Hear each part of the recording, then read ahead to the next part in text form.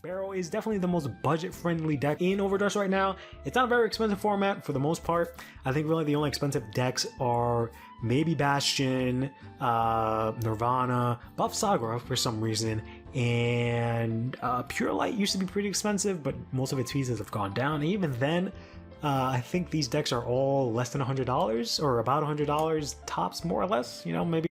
That's something I said in my Barrow Maggins deep dive after DBTO4 video. I insinuated that the cost of playing Overdress right now and the cost of mainly the meta decks that you can use is around $100 or less, but is that really the case? Let's find out.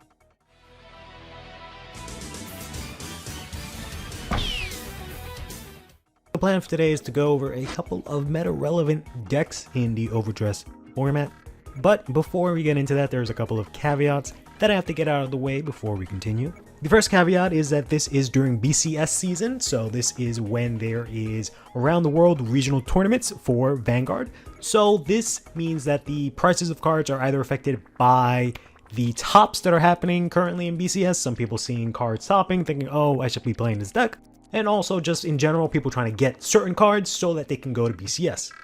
So that makes the prices fluctuate than what they would usually be. In addition to that, this is also right before DBTO 6 is released. So this means a couple of things other than the fact that it's a brand new set that's coming out with support for older cards and also newer cards coming out. So that definitely affects the price of certain cards. But also there's the fact that in DBTO 6 there's going to be 2 reprints, one for the over triggers and sort of a half reprint for the PGs. They're going to be printing new PGs, effect PGs that have the same effect as the original PGs, but just with different art. We're not sure how that's specifically going to affect the market. It seems like the older first edition overtriggers will probably go down in price because they've been very high for a long time, and they will be evened out by the new reprints. Likewise, the PGs, it's uncertain how that'll go because they are 2 versions of the same PGs, but they have different arts, so we don't know if one might be pricier than the other. And then the final caveat is that this is obviously going to be for the English version of Vanguard, but not only that, I will be using exclusively TCG Player at the moment. And then that's not to say that, you know, TCG Player is the be-all end-all, but TCG Player only, as my understanding, only ships to America. So this will be just basically based on the cards that are in America and the sales in America. If there are any other sites that you guys buy cards from anywhere around the world, I know eBay is another thing that I want to consider for this, but I'm lazy and I did not. But I would like to do this again in the future and just get a lot more different points of reference when it comes to prices, and maybe we can get like an average and some graphs and stuff.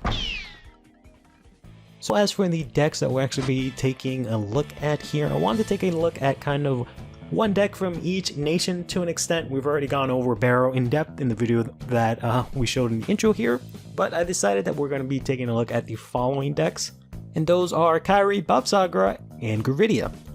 Is what I was originally going to say when I started making this video. I did a poll on Twitter to find out which of the Dragon Empire's decks to go over, and it was between Nirvana and Bavsarga. While I know there's other Dragon Empire decks, I wanted to just make sure the ones that usually are more seen in tournaments.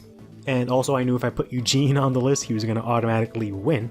But in that poll, Bavsarga won. Granted, it was posted without context, but since I've taken so long to make this video, we're going to go over a lot more decks. So we'll be going over Kairi, Bavsarga, Gravidia, Nirvana as well, Prison, so Seraph Snow, and finally Bastion. The first deck we'll go over here is actually going to be Gravidia. And the way that we'll be doing this is that I've basically just built a sort of cookie cutter deck, which is generally what most players play. Granted, there are some players that maybe play different cards, but that is not the point of this video. This is just a sort of general Gravidia deck, and the rest of the decks will just be general versions of those decks. You can take a look here. The Gravidia deck is pretty simple. Thankfully, there's a lot of just basic copies of multiple cards.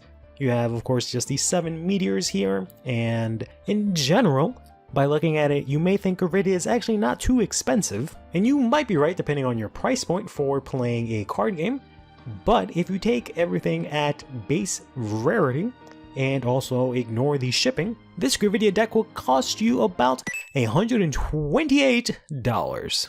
That being said, if you had picked up Gravidia in sets 3 or in sets 4, you'd be in a really good spot. because while it costs $128 now, even if it costs $128 in the past, it is a very good investment, because Gravidia has been an amazing deck that has seen many tops, from set 3 all the way down to even in, I'm assuming, in Japan, set 7. So it has seen a very long viability. And it also has had very minimal changes to its deck since set 4. The main perpetrator for why Gravidia is so expensive is the Overtrigger here, which is $20 for a single card. That being said, there is the fact that you can of course always try and play the Cray Elemental Overtriggers, which will obviously knock off $20, making this more or less a flat 100 almost. But you are pretty much obligated to play this Overtrigger for Gravidia because of how well it interacts with Gravidia and how freaking crazy it is. That being said, this price will go down to, I'm assuming, at least half once set 6 drops with the reprints. The other perpetrators of this are the triggers. The critical effect trigger is unfortunately $5, and the front trigger is almost $4. This is caused both by the fact that these triggers have not been reprinted in a very long time, and that they are highly used in every single deck. Not to mention that Gravidia and Prison are also both very good decks in Brightgate, and it makes these triggers really expensive. You can get away, however, with using different triggers. The ability of Gravidia to play fronts is very good because she does not need to play draw triggers. She naturally draws, which means she can make her front row very powerful, but also have the extra shield value. But you can go ahead and replace this with a normal front trigger. Likewise, with the critical trigger, you actually don't really need the souls, so you can actually not even play this and just play the normal vanilla crit. The last 2 cards here that are making your life a little bit difficult are the very important Meteor, for which there is no replacement. 7 of these is going to cost you a somewhat big price tag of $14, which may not seem a lot for maybe staples in other card games, but you do need 7 of these, and they are jumping up in price to $2, and there doesn't seem to be a reprint for these coming anytime soon. Then finally, the last card, Gravidia's main ally, main front row attacker, is the Buka Burrito, which is jumping up to almost $5. You can get away without playing this, but you'd be better off trying to get it. So in general, Gravidia is about $128, and there's not too much you can do about it other than just knocking off a couple of bucks from the triggers that you may not really need. Next we'll jump over to Keter Sanctuary with Bastion here. Bastions are very strange in that it has not really seen a lot of tops. And I think that's because many players are starting to realize that Bastion is just about enough bricks to build a poorly managed apartment complex in downtown Manhattan. That being said, it is still a very popular deck, one that is still being seen played in tournaments, and this is sort of generally what the deck looks like. And if you had to guess that maybe Bastion, because it is not seen as much relevancy, is maybe one of the cheaper decks in the Overdress format right now, you'd be dead wrong, because it is almost $200, currently sitting at $193. There's a couple of reasons for this. One of the main culprits is obviously the Overtrigger, which is, for whatever unspeakable reason, $31 for a single Overtrigger. This, again, I'm assuming will jump down to about half, maybe 15 or even 10 once the reprints are released in set 6. But unlike Gravidia, you don't really need to play this Overtrigger as much. Granted, it is still super powerful in Bastion because it gives all your rear guards drive check, and they'll have twin drive check. But you can probably get away more with the Cray Elemental in this deck than you could maybe in Gravidia. And I know a lot of you may disagree with that, but not everyone has $31 to throw away on one card. One of the other culprits here is the Blade Feather Dragon, which is almost at $6, sitting at $5.50 right now.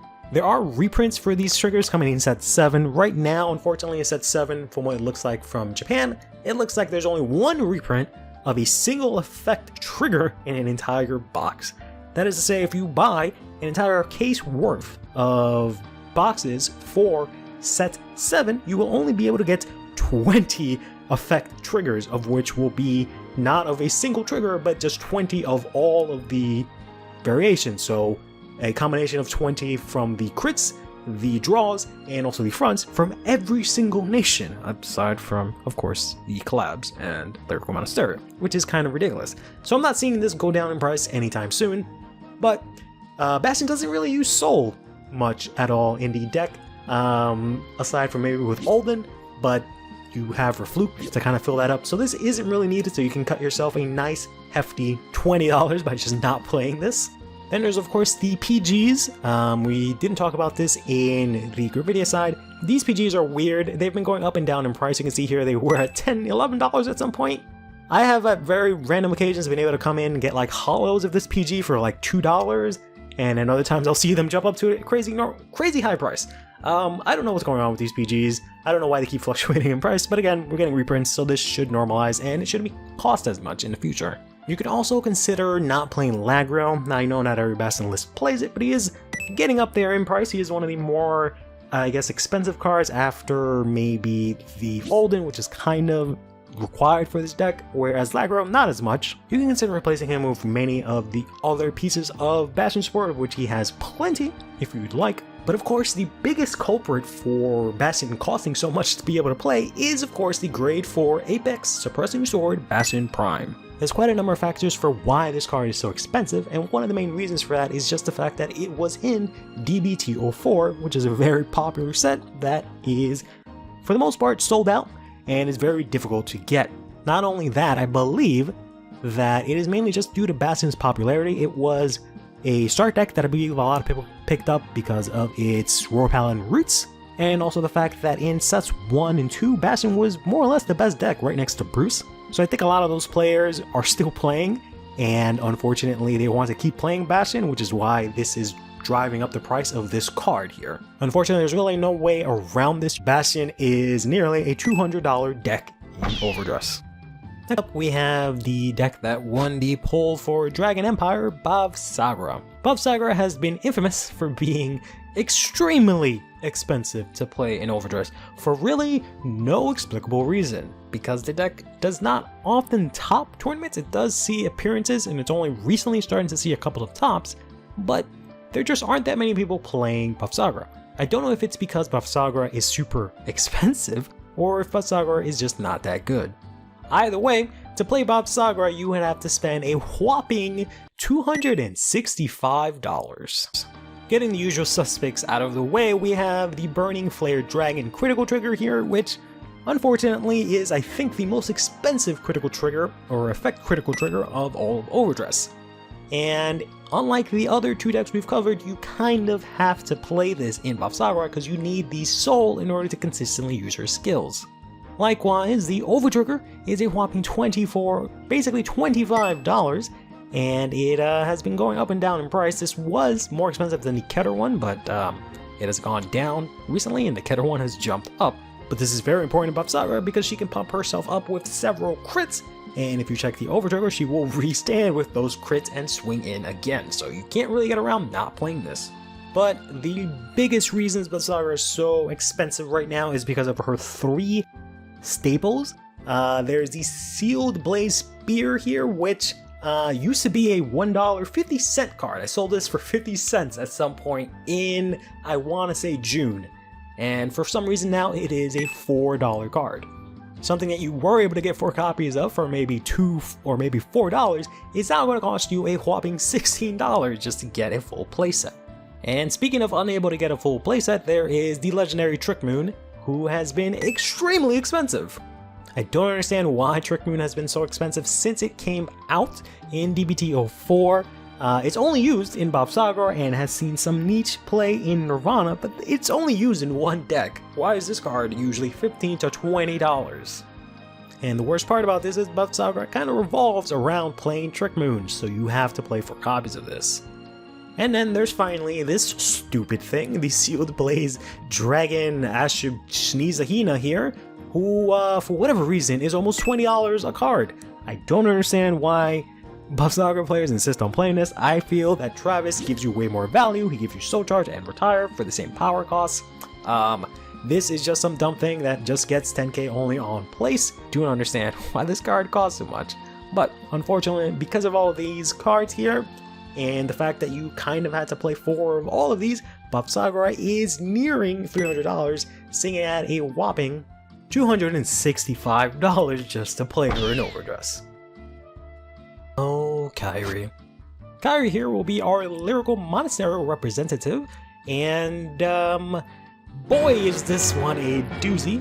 Kairi is a deck that after Lyrical Set 2 became hugely meta relevant and hugely powerful. It is also a deck where it is using the 3 cards from that set that are the most expensive, minus the LSRs, and the only cards from that set that anyone really cares about.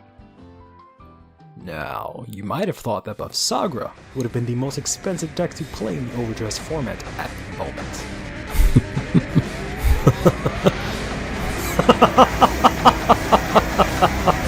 You fool! It's none other than Kairi with a whopping $293. $7 short of $300 to play a single deck. This all comes down to the big 3 from Lyrical Monasterio Set 2. The first one of this being Eileen, who herself is $9 here, but it will typically go for $11, currently $13. Then there's of course the legendary Melty here, who is $20 a pop. And finally the grade 4 Kairi, who is also $20 and above. Unfortunately, because of this, it makes Kairi very, very expensive and very difficult to play. Granted, the thing about Kairi is that a lot of these cards are not necessary to build or play Kairi. One of the main things that make Kairi really good is the fact that they have access to the entire Lyrical Monasterio library, but many players have found that there is a very nice friendship engine that has come from Set 2 that they can use, and these cards are actually relatively cheap, minus Melty. Melty herself doesn't contribute too much to the friendship engine other than allowing you to draw cards, which of course is very good. Other than that, Eileen is not super necessary as well, as all she does is let you manipulate the top card of your deck.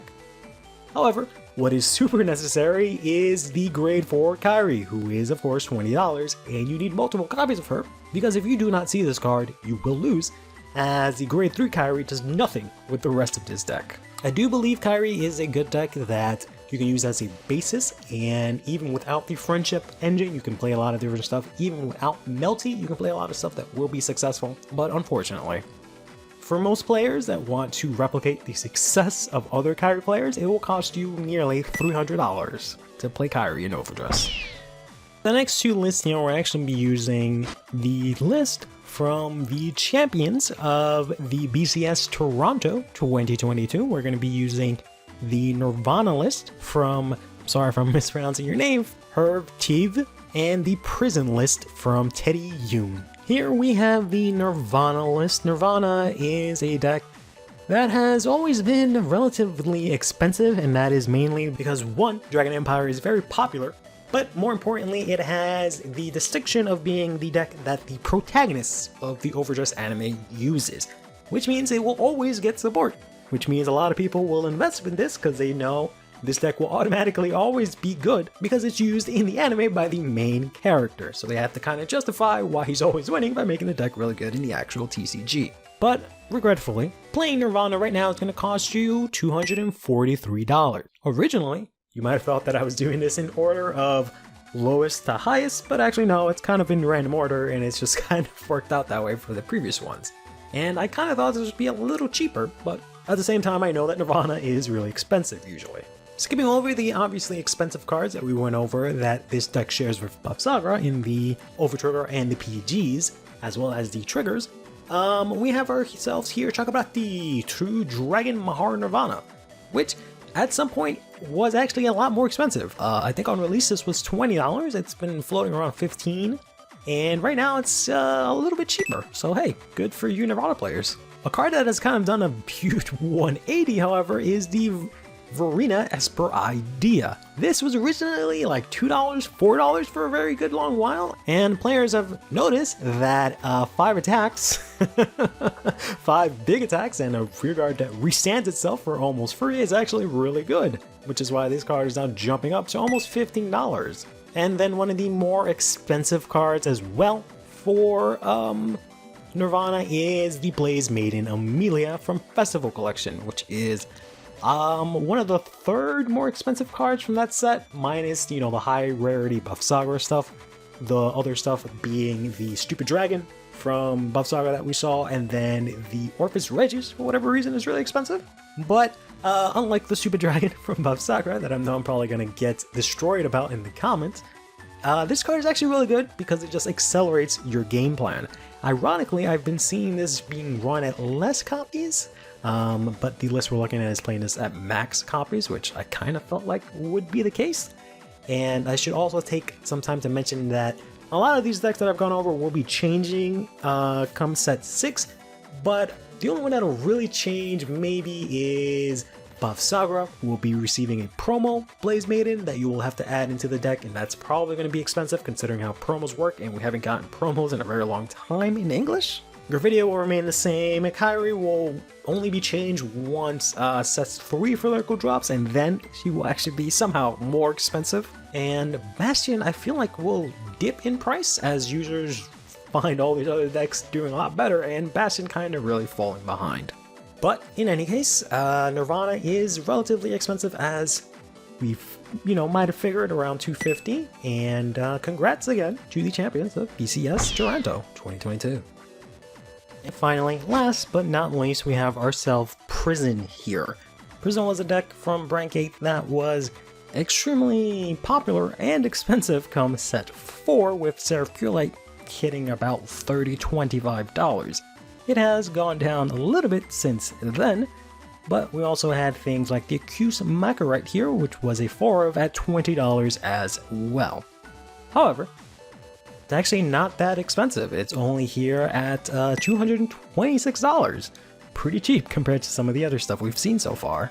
One of the biggest culprits for this is, of course, the triggers, the overtrigger, the PGs, as we've talked about when we went over for Gravidia.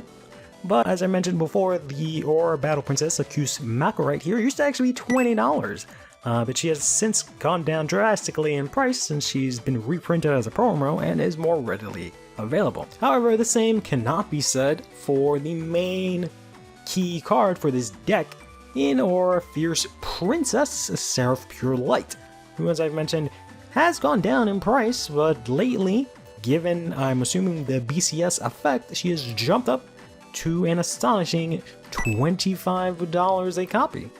You can get some other copies for cheap if they're available, but it seems like the market price for her right now is $25, meaning in order to play this deck, you have to pay $100 for your 4 copies of your boss unit, which is kind of nutty. Which, all things considered, is kind of strange considering if you look at Prison minus the fact that Seraph Snow herself is $25, and you take into account that the Overtrigger is overpriced and will go down in price, most of these things are actually relatively cheap. So somehow, Gravidia and Prison are the best alternatives in terms of budgeting for playing an Overdress deck that is extremely good, with Gravidia and Prison constantly topping tournaments, and Gravidia being pretty much recognized as the best deck in all of Overdress right now, but it is somehow vastly cheaper than all of these other decks we've looked at today. But in any case, let me know what you guys thought about the video, and I guess in the comments down below, let me know what you thought the most expensive deck was going to be. I, going into this, figured it would have been Bavsarga, considering that Trick Moon was at some point a $20–$30 card, so I kind of figured that has to be the one. But obviously, knowing how expensive the pieces for Kairi are, she was definitely right there next to Bavsarga. And I guess that is something worth mentioning, is of course these prices do fluctuate a lot. I recorded this maybe a week before it actually goes up, and you're watching this. You might be watching this 5 weeks from when this goes up, and I actually pulled the numbers, so it'll constantly change. And again, all of the caveats that I mentioned in the beginning, please keep those in mind. But I do think it is kind of somewhat important to consider these things, especially when it comes to introducing new players to the game, because it is often something that a lot of people talk about, how in Cardfight Vanguard it's a lot cheaper to actually be able to play the game, because a lot of our cards are a lot cheaper. But that is, for the most part, mainly based on the clan and nation system, where not every single card that you get can be used in every single deck. So we don't have a sort of, forbidden droplet or anything like that situation where everyone needs to play 3 copies of a $300 card or anything like that, because it won't actually work in your deck until, they print some crazy Crit Elemental that is really good in every deck. In any case, take care of yourself, play Vanguard, and have yourself a damn good one.